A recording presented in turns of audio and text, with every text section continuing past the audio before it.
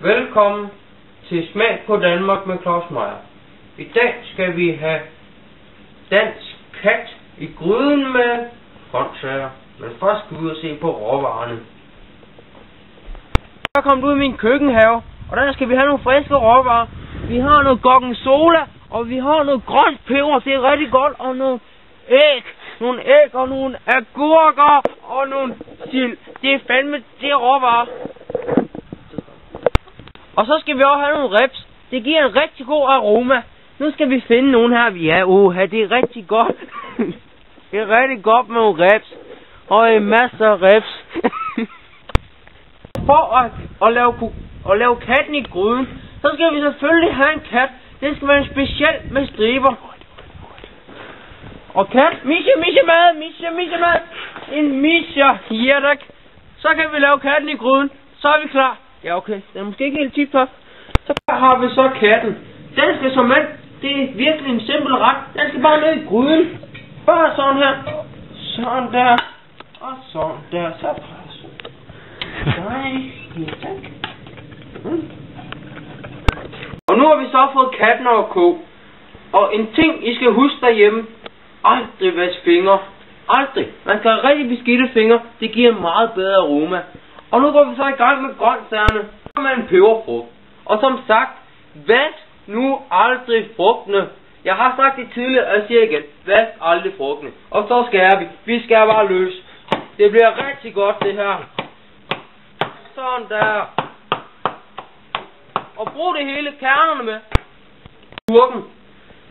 Skovsneglene har været i den, men vi hugger stadigvæk løs. Og med plastik og det hele. Gorgonzolaen. En gorgonzola skal bare skæres i fine tern. Så går det bare løs. Nogle rigtig fine tern.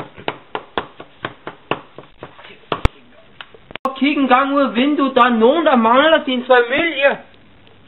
De kan ikke forstå, hvor de er. Det er bare vildt godt. Altså vildt godt. En sild. Skær. Tak. Kig til katten, for vi skal se, om vi er klar til at proppe grøntsager i. Jeg er spændt på at se sådan en kat. Den er godt nok skrumpet en lille smule, men den er god som ny. Tilsat grøntsagerne for at give den allerperfekte smag. Det ser godt ud. Nej, hvor det dufter godt. Nej, det dufter godt. Så er tilsat nogle bær. Det får at give en rigtig lækker aroma. Man skal proppe dem i enkeltvis. Ellers får det ikke den rigtige konsistens. Sådan. For at give den en rigtig god smag, så skal vi have nogle krydderier. Jeg har købt nogle rigtig gode chilier. De er friske fra Rema 1000. Så kan man lave 2 slags jævninger. Man kan lave den gammeldags med vand og mel, og så kan man bare proppe noget pastiseret æg ned i. Så det skal man bare gøre i lange baner helt langt oppefra, så det får en rigtig god jævning uden klumper. Put lidt i det. Jeg synes det lugter lidt, Claus. Ja, men det lugter kraftigt af helvede til. Jeg vil anbefale folk at gå udenfor med det. De bobler der, hvad kommer de af? Ja, det går i solen, helt klar. Sådan set færdig. Nu skal vi bare lige have sorteret grøntsagerne og katten. Katten den vil sgu ikke med. Katten den kommer ikke med. Jo, nu kom katten.